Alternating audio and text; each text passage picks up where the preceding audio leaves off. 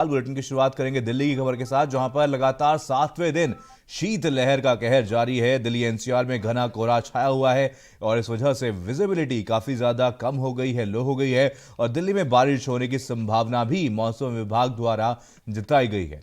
दिल्ली में बारिश के साथ ठंडी हवाएं भी चलेंगी, ऐसा मौसम विभाग ने कहा है और न्यूनतम तापमान 2 से 4 डिग्री नीचे जाने की संभावना बनी हुई है और दिल्ली एनसीआर में 22 जनवरी को येलो अलर्ट जारी किया गया है। तो मौसम विभाग द्वारा 22 जनवरी के लिए येलो अलर्ट जारी किया गया। मौसम विभाग का कहना है कि आने वाले दिनों में बारिश भी हो सकती है, बारिश के साथ ठंडी हवाएं चलेंगी और न्यूनतम तापमान 2 से 4 डिग्री सेल्सियस और नीचे गिर सकता है।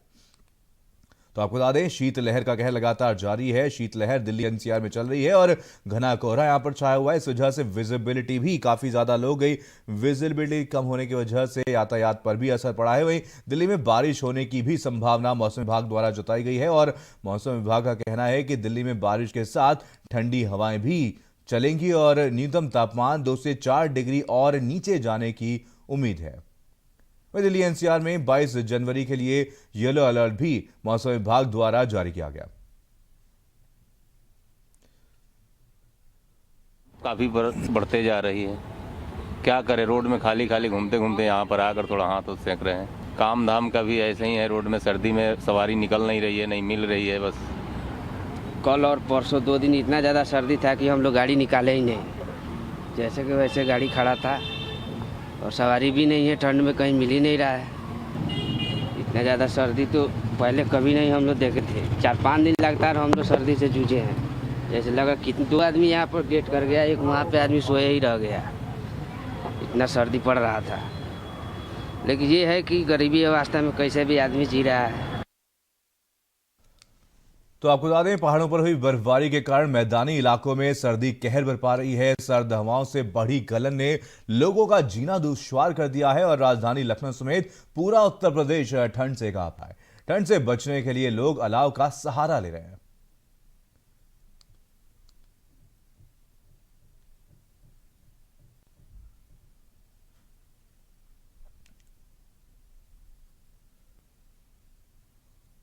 तो आपको बता दें, पहाड़ों पर हुई बर्फबारी का असर मैदानी क्षेत्रों पर साफ तौर पर देखने को मिल रहा है और शीतलहर के चलते पूरे उत्तर भारत में सर्द हवाएं चल रही हैं। ठंड काफी ज्यादा बढ़ गई है, लोग अलाव का सहारा ले रहे हैं। तो लगातार मौसम ठंडा होता जा रहा है। आपको बता दें, यहां पर लोगों का जनजीवन भी अस्त व्यस्त हो गया है और शीतलहर के चलते लगातार ठंड में इजाफा हो रहा है। वहीं मौसम विभाग का कहना है कि आने वाले समय में तापमान और गिर सकता है।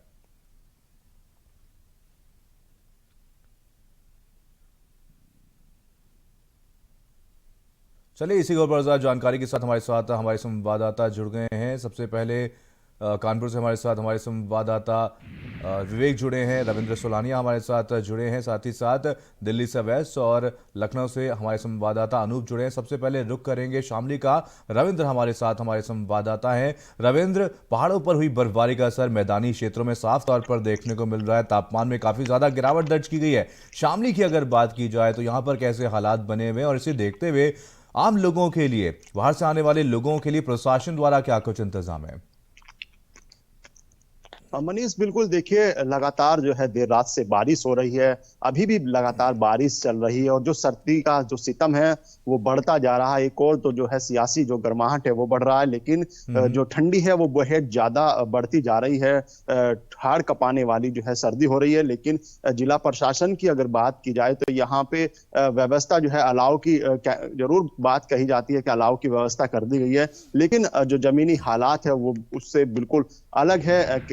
इक्का दुक्का स्थानों पर जो है अलाव की जरूर व्यवस्था है। इसके अलावा रैन बसेरे की जो व्यवस्था है वो बेहतर नहीं है। शामली से हमारे साथ हमारे संवाददाता रविंद्र जुड़े। रविंद्र, आपको रोकना चाहेंगे और ये देखिए, मेरठ की ये तस्वीरें आप तक पहुंचा रहे हैं और साफ तौर पर तस्वीरों में देखा जा सकता है कि कैसे यहाँ पर कोहरा छाया हुआ है और इस वजह से विजिबिलिटी काफी ज्यादा लो हो गई है। तो मेरठ की ये तस्वीरें हैं, कोहरे की मार मेरठ पर पड़ रही है और पूरे उत्तर भारत का यही हाल बना हुआ है। लगातार पहाड़ों पर हुई बर्फबारी का असर मैदानी क्षेत्रों में भी देखने को मिला है। शीतलहर पूरे उत्तर भारत में चल रही है और इस वजह से तापमान में भी गिरावट दर्ज की गई है और लोग अलाव का सहारा लेते हुए नजर आए हैं। और साफ तौर पर आप देख सकते हैं कि कैसे यहाँ पर लो विजिबिलिटी होने की वजह से यातायात पर भी इसका असर साफ तौर पर देखने को मिल रहा है।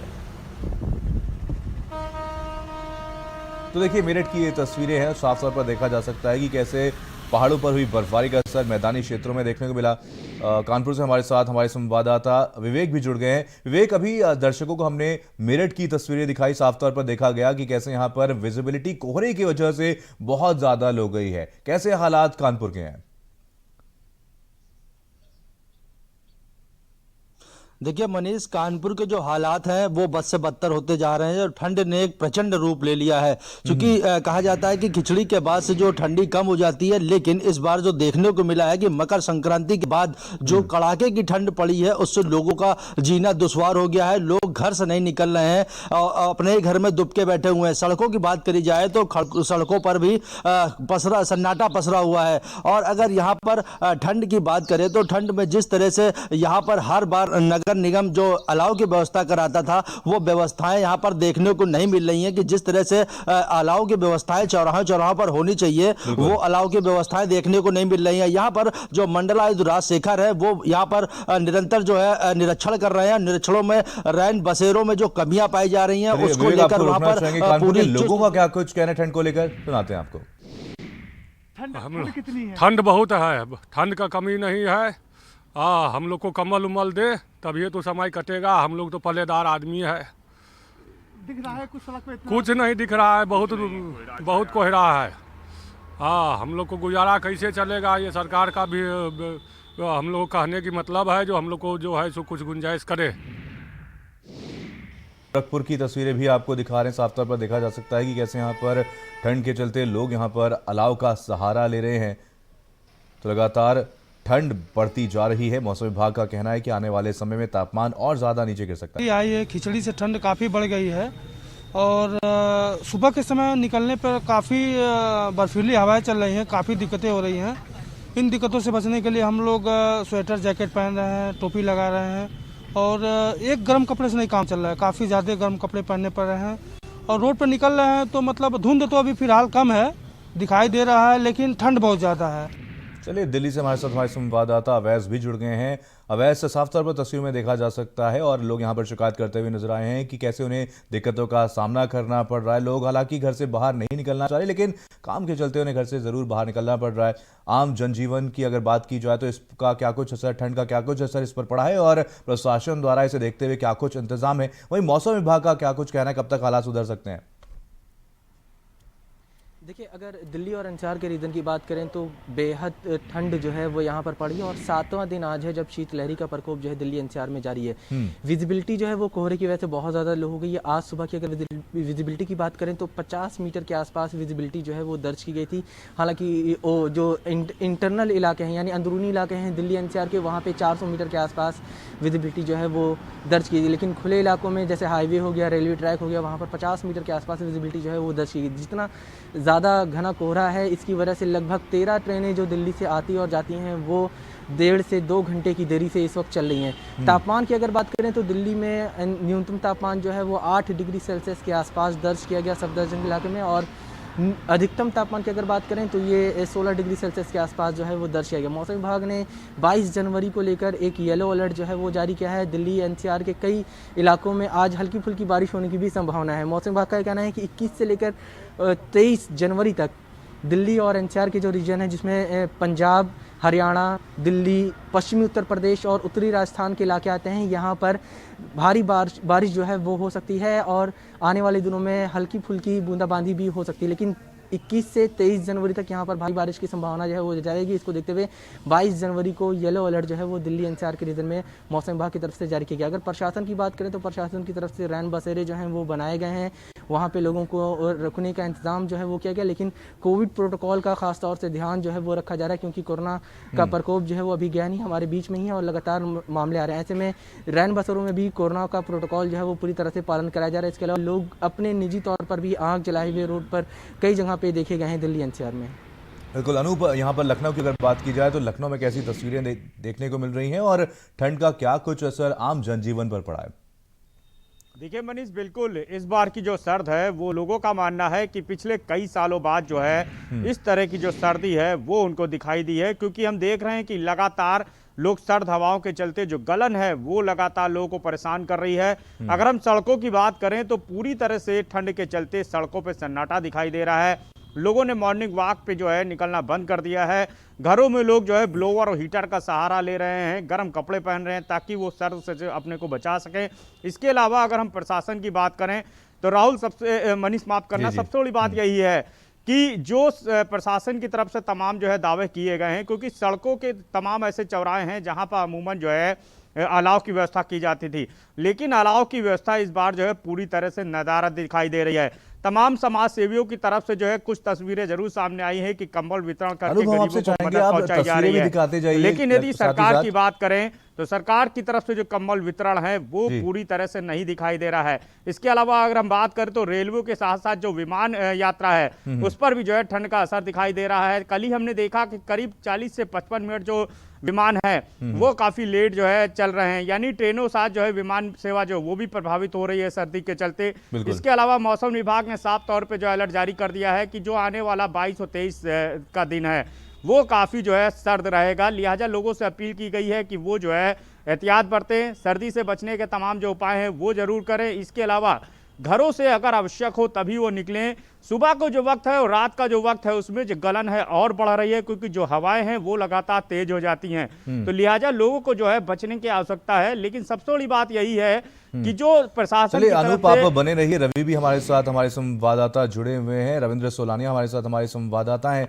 रविंद्र, यहाँ पर प्रशासन द्वारा तमाम दावे तो किए जाते हैं, लेकिन कहीं ना कहीं आम लोगों की अगर बात की जाए तो लगातार लोगों की तरफ से शिकायतें की जा रही हैं। यहाँ पर अलाव की व्यवस्था नहीं की गई है, प्रशासन की तरफ से रैन बसेरों का इंतजाम नहीं किया गया है। यहाँ पर बात की जाए अगर शामली की, तो यहाँ पर कैसे इंतजाम प्रशासन के द्वारा देखने को मिल रहे हैं?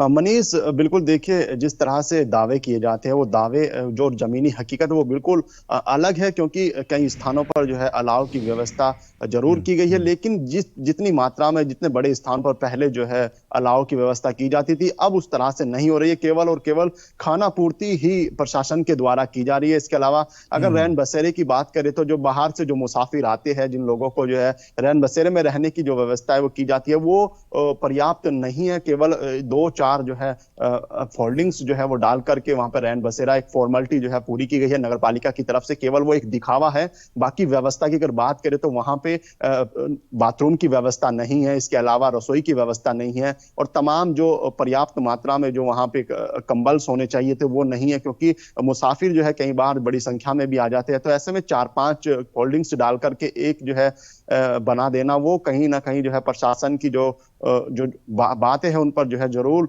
सवालिया निशान खड़े कर रहा है। जो दावे हैं उन पर जरूर। हमारे साथ हमारे संवाददाता विवेक भी जुड़े हैं। विवेक, साफ तौर पर तस्वीरों में देखा जा सकता है कि कैसे कोहरे की वजह से विजिबिलिटी भी काफी ज्यादा लो गई है। इसका यातायात पर क्या कुछ असर देखने को मिल रहा है?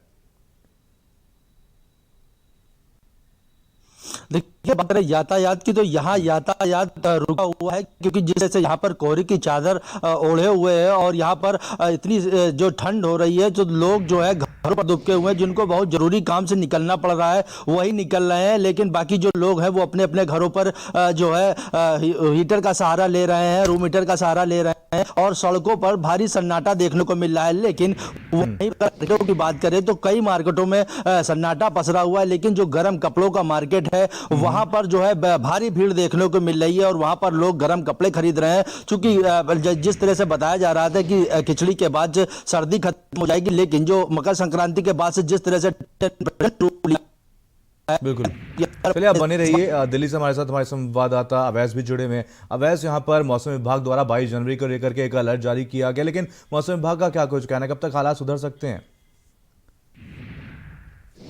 22 जनवरी तक तो फिलहाल हालात सुधरने के आसार नहीं है। दिल्ली में इसी तरह की ठंड पड़ती रहेगी। दिल्ली वालों के लिए सबसे बड़ी मुश्किल एनसीआर और दिल्ली के लोग जो हैं उनके लिए ये भी है कि रात और सुबह में तो कड़ाके की ठंड पड़ ही रही है, लेकिन इसके अलावा दिन में शीतलहरी जैसी हवाएं जो हैं वो भी लगातार दिन भर चली और तेज़ हवाएं, अच्छी खासी ठंड हवाएं जो हैं वो दिल्ली में और एनसीआर के रीजन में दिन में चली। क्योंकि इसका मुख्य वजह ये बताई जा रही है मौसम विभाग की तरफ से, जिस तरह से पहाड़ी इलाकों में बर्फबारी हो रही है और वहाँ पश्चिमी विक्षोभ बना हुआ है, और लगातार अभी आने वाले दिनों में बर्फबारी के आसार और हल्की हल्की बारिश के आसार जो हैं वो पहाड़ी इलाकों में, उसका असर जो है कहीं ना कहीं मैदानी इलाकों में, चाहे वो दिल्ली एनसीआर का रीजन हो, पश्चिमी उत्तर प्रदेश का रीजन हो, वहाँ पे देखने को मिला। और यही वजह है कि पश्चिमी उत्तर प्रदेश और बिल्कुल। चलिए अवैस, आप नजर में रखिए, आपसे अपडेट लेते रहेंगे। बाकी सभी का तमाम जानकारियों के लिए बहुत बहुत धन्यवाद। और इसी बीच